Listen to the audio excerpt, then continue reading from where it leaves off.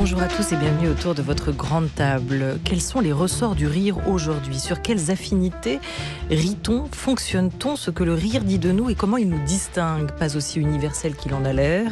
Enquête sur la plus socialisée de nos émotions avec la sociologue Laure Flandrin, auteure de Le rire qui paraît à la découverte et qui sera notre invitée dans la grande table des idées aujourd'hui à partir de 12h55. Mais d'abord, du rire aux larmes, Aline sort en salle aujourd'hui. Comédie romantique, film en chanson, adaptation libre de la vie d'une star mondiale de la chanson, la québécoise Céline Dion, par notre invitée, la comédienne, scénariste et réalisatrice Valérie Lemercier. Elle est avec nous à écouter tout de suite en direct sur France Culture ou plus tard, si vous le souhaitez.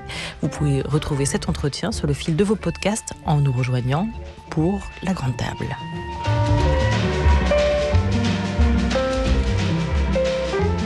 La grande table. Olivia Gesbert.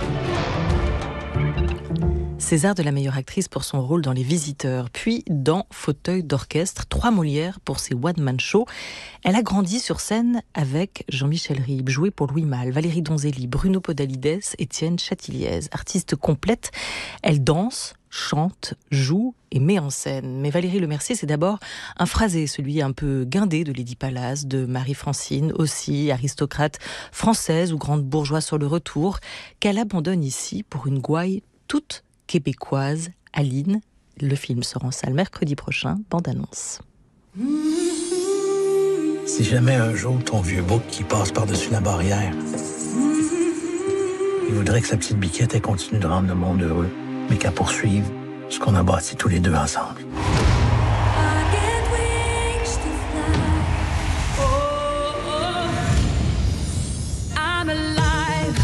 On a un diamant brut. J'ai presque manqué de pleurer. Elle va mettre tout le monde à terre. Alors voici maintenant un moment que nous attendons tous avec impatience. C'est la révélation au Québec de piano. Voici Aline Dieu. J'ai des grands rêves pour elle, puis je le sais qu'elle va les atteindre. Faut qu'elle voie autre chose, qu'elle sorte de vos jupons. With cash. Il faut pas se le cacher.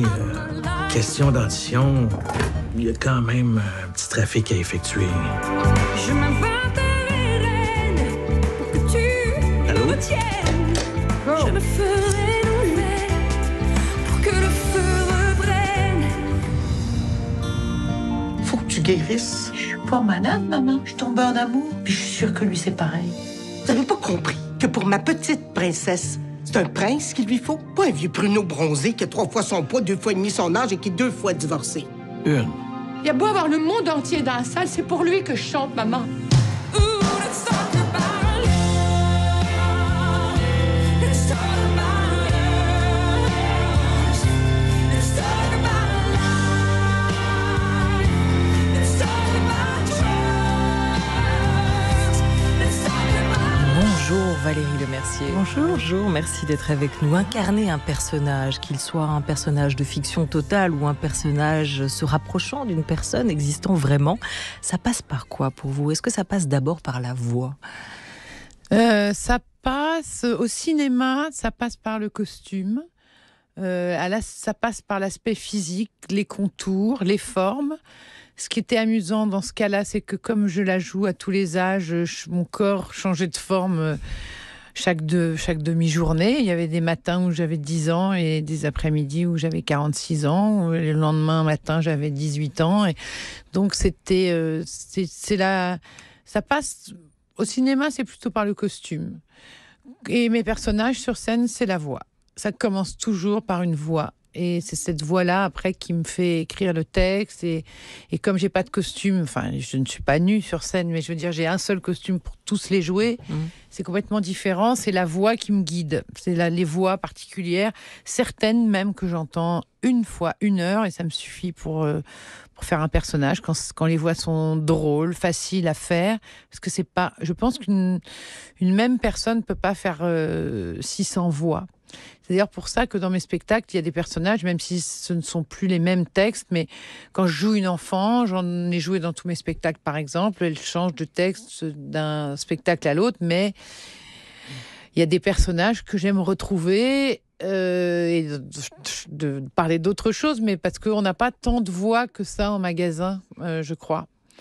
Et au cinéma, c'est que ça commence par, par le corps. Ça commence par le corps. Mhm. Ce Québécois, quand même, il a été difficile à apprendre. On entendait cette expression si belle, je suis tombée en amour. Tombée en amour, il est en santé. Je l'ai fait très petit. Je sais que les Québécois sont un petit peu moins chauds que... Parce que je veux dire, ils pensent que je ne l'ai pas bien. Je le fais pas trop. Je le fais un petit peu. Je pense que c'est pas le sujet du film. Les Québécois, je leur ai demandé de faire tout petit pour qu'on comprenne, pour pas qu'on sous-titre le film. Essayer qu'on parle la même langue, que j'ai l'air d'être des leurs et que on puisse les comprendre.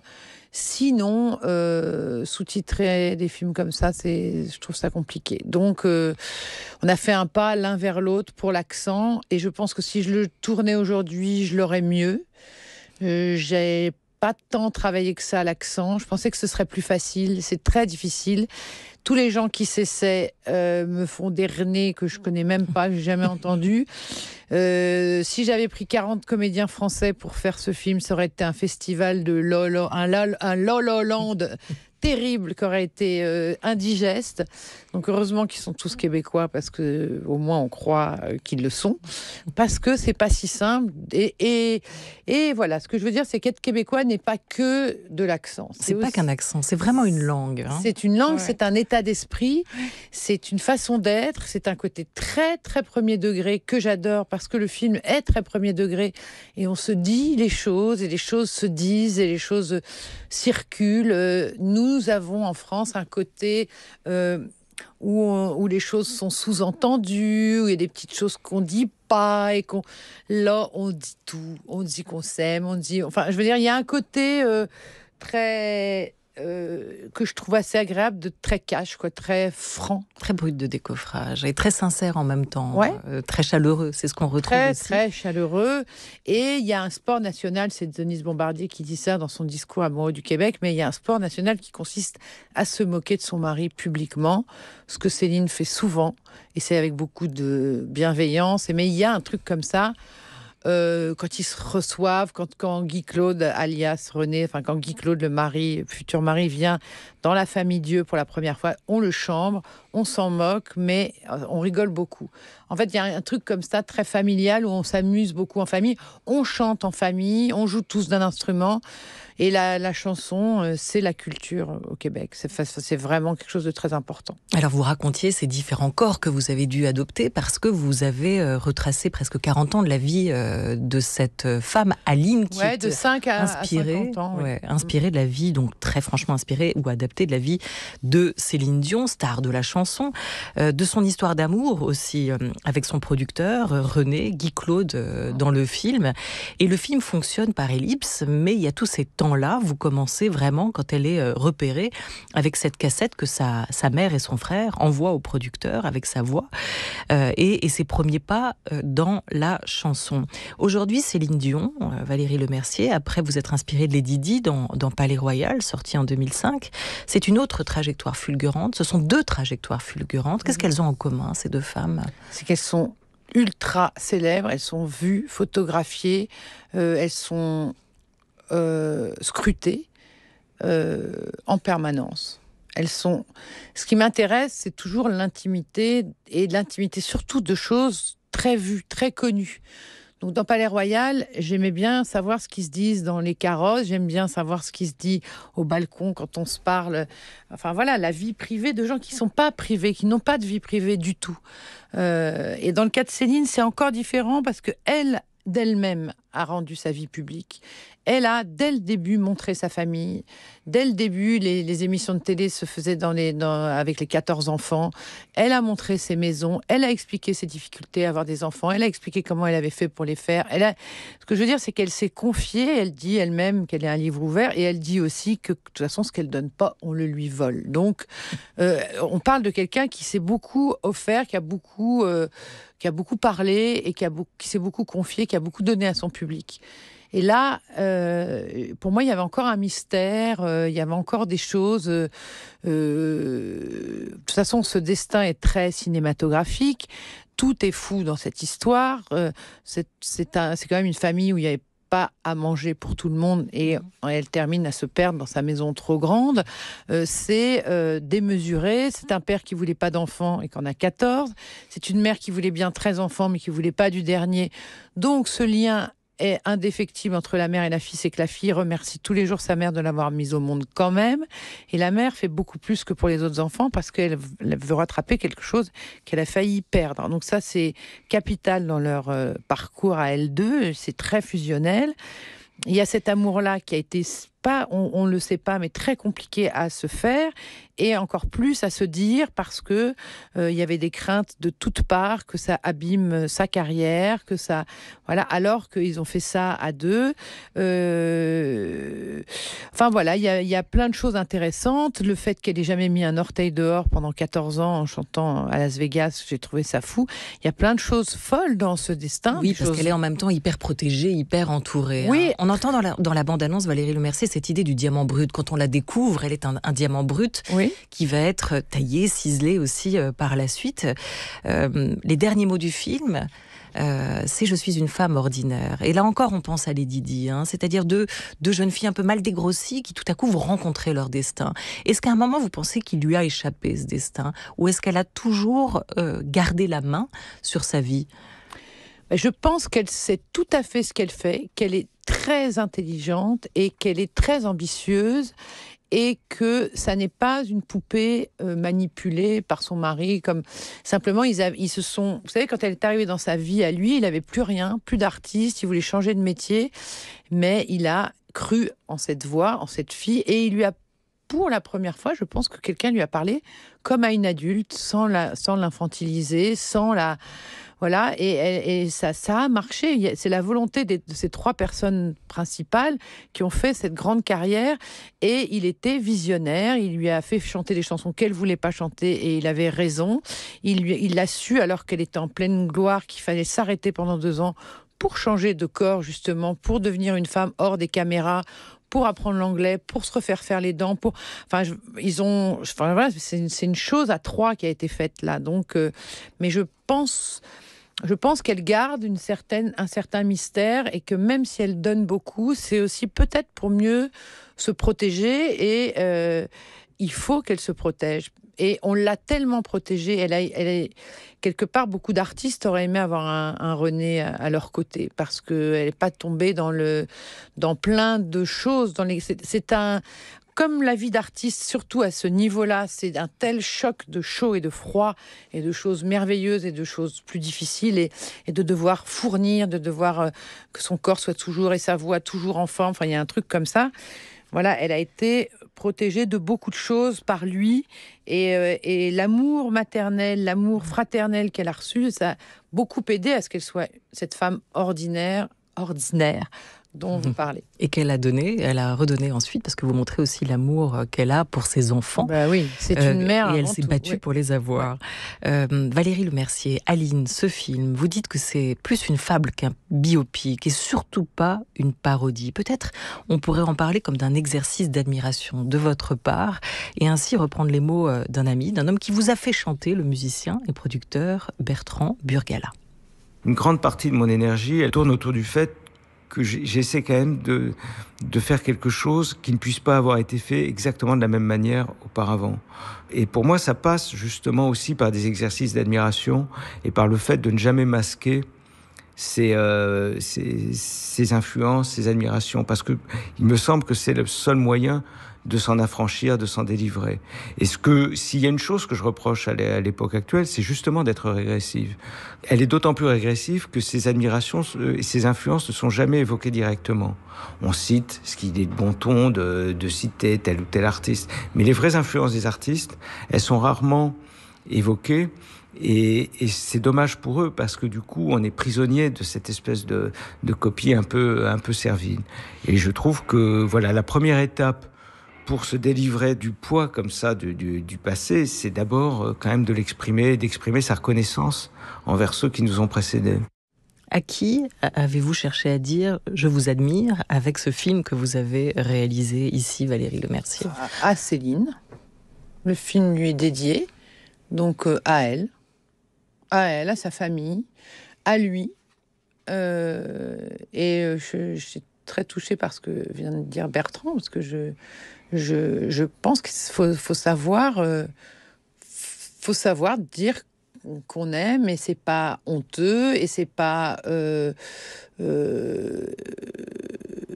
que je veux dire, c'est la première fois où il n'y a pas ce film, par exemple, c'est la première fois que je fais un film autant au premier degré, mais parce que le deuxième degré ou le quatrième, il a tellement à son sujet été on s'est tellement moqué dans tous les pays, enfin en tout cas au Québec et en France, tellement il y a eu un sujet de raillerie et tout, parce qu'elle a un côté très justement, elle ne voit pas de mal. C'est ce que je veux dire, c'est que elle dit les choses et sans se dire qu'est-ce qu'on va penser de moi. Elle est très naturelle. Et donc, on se moque aussi de ce naturel-là, ou de son accent, de trucs qui sont pas drôles pour moi. Donc, j'allais pas en remettre une couche. Moi, je voulais juste dire comme ça m'a servi dans des histoires d'amour de l'entendre chanter. Je trouve que c'est la voix des chansons d'amour. Donc, j'ai aimé d'abord ses chansons, et après, j'ai aimé la femme qu'elle est, et son histoire, et sa famille. Mais j'ai commencé par aimer, comme je suis pas la seule, les albums les chansons que Jean-Jacques Goldman lui a écrites. Et pour moi, la plus grande affaire artistique, et je conseille à tout le monde de regarder des vidéos, de les voir travailler, tous les deux, de voir Jean-Jacques Goldman travailler, de voir le plaisir qu'il a à l'entendre, elle, ne pas avoir préparé les chansons pour être la plus... Elle a l'intelligence d'arriver fraîche au truc pour y mettre tout ce qu'elle est. Lui écrit sur mesure pour elle en lisant tout ce qu'il peut aussi. Et c'est des merveilles. Le choc des deux, l'accumulation, en tout cas le mélange Jean-Jacques Goldman, Céline Dion, c'est incroyable. Et les voir travailler, c'est très, très, très beau. Cette confiance artistique qu'ils ont l'un pour l'autre. Ce premier degré, cet exercice d'admiration, comment on en fait, Valérie Lemercier, un film de cinéma? Là, qui vous a influencé? Vers qui vous vous êtes tournée? Moi, je ne me suis pas tournée vers les biopics. Pour moi, le biopic le plus réussi, et je ne me compare absolument pas, mais c'est le biopic sur Mozart, qui est Amadeus, où il y a un parti pris très très fort et qui est un peu faux. Je pense que la grande affaire de Salieri, c'était pas sa jalousie contre Mozart, mais il faut bien, pour montrer que quelqu'un est un génie, montrer quelqu'un qui aimerait en être un. Donc c'était une pièce de théâtre, hein, on le sait au départ, mais voilà, ce que je veux dire, c'est que c'est bien d'avoir un axe. Ça n'est pas une fiche Wikipédia de faire un film sur quelqu'un. Il faut forcément... Moi, c'est l'histoire d'amour tout de suite maternelle, et avec cet homme-là, qui m'a semblé la chose plus importante. Mais donc, ce que je veux dire, c'est que ce ne sont pas forcément des biopics qui m'ont inspirée. J'ai revu Amélie Poulain avant de tourner, et j'ai aimé la façon de raconter, de faire passer le temps. C'est-à-dire les ellipses de temps. Dans mon film, il y en a plein, puisque le film se déroule sur 80 ans. Et on voit une Aline qui couche un enfant de 2 ans en lui disant « Maman va venir te réveiller quand elle aura fini tous ses shows à Las Vegas ». Et l'image d'après, elle réveille un grand de 10 ans qui a des grands cheveux et qui est un autre enfant et qui a pris 5 ans. Donc, il y a des ellipses de temps. Il a fallu que j'en fasse tout le temps pour que ça se passe, que ce soit fluide, et faire passer 80 années, parce que le film démarre sur l'enfance de son propre père. Parce que, comme son père ne voulait pas d'enfant, je voulais quand même comprendre pourquoi il voulait pas d'enfant, et on le comprend en très peu de secondes, qu'il a eu un père violent et qu'il n'a pas envie de reproduire ça, alors que la mère voulait à tout prix des enfants. Donc voilà, c'est des petites choses, mais c'est des choses importantes pour comprendre d'où elle vient. Et pareil, la rencontre entre ces deux parents, ils jouent de la musique et ils s'entendent. À la première seconde, ils jouent le même morceau, et c'est la musique qui les a liés. Et c'est la musique qui lie la famille, et c'est beaucoup la musique qui lie le Québec. Et quand on a enregistré les chansons avec des chanteurs québécois, les chansons de la famille, les chorales familiales, ça a duré 4 heures de plus, parce que tout le monde a continué à chanter après les chansons. Et c'est très, très important. Et moi, je suis née dans une famille nombreuse où il fallait tous jouer d'un instrument, où on chantait beaucoup, où il fallait monter sur les tables, les chaises pour chanter. Et quelque part... la chanson et la chanson populaire, ça a toujours été très important. Pour moi, la chanson, c'est un art majeur. Il y avait chez vous aussi cette idée de la maisonnée, cette idée de la famille aussi comme socle. Oui. Dans votre famille, vous avez grandi... J'ai grandi à la campagne, dans une ferme, dans une famille très nombreuse. Enfin, nous, nous étions 4 filles, mais mes 2 grands-mères ont eu 9 enfants, donc on était très nombreux à table et il fallait jouer d'un instrument, chanter, il fallait... Enfin, voilà, et le rire, la chanson, enfin, tout ça. Et comme on était ce que je veux dire, c'est qu'on n'avait pas beaucoup de... Il n'y avait pas de magasin, il n'y avait même pas d'épicerie. Ce que je veux dire, c'est qu'on se faisait beaucoup notre vie dans le rêve, en écoutant... Mon père nous apprenait à danser, il écoutait beaucoup de chansons, on dansait seul, on aimait danser, on aimait chanter. Enfin voilà, donc il y a quelques similitudes oui, et puis on n'était pas des Parisiens, on va dire. Voice. How do you keep the voice going? You do exercise, or how do you work that? I mean, I still have a coach. Really? I do have a coach. And what does a coach do with you? It's really boring. Pre, pre, pra, pro, pro, pro.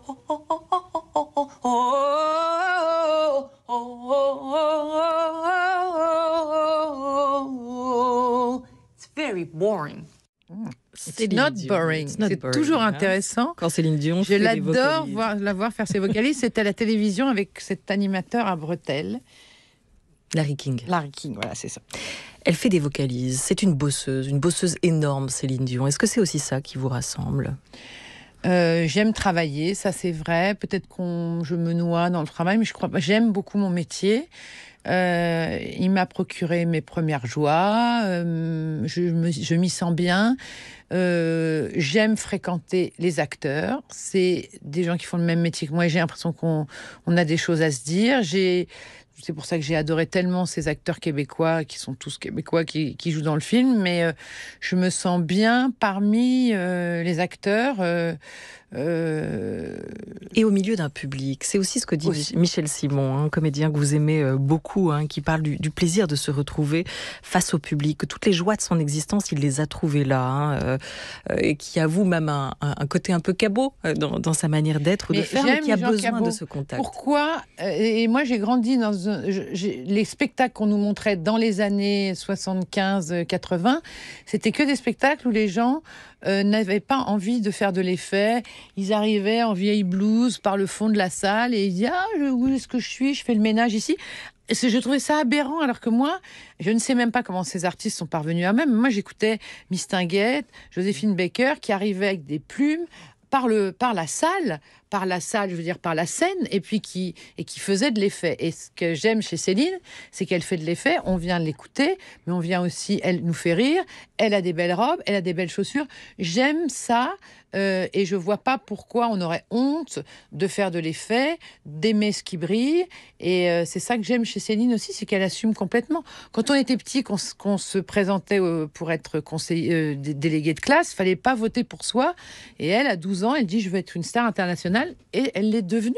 Et il n'y avait pas de problème d'ambition dans cette famille-là, c'était pas grave. Et tous ses frères et sœurs qui ont voulu être artistes aussi n'en ont même pas pris ombrage d'avoir une petite dernière qui a pris beaucoup de place et de les voir. Ils l'ont soutenue. En tout cas, vous montrez une famille unie autour du talent de cette jeune fille.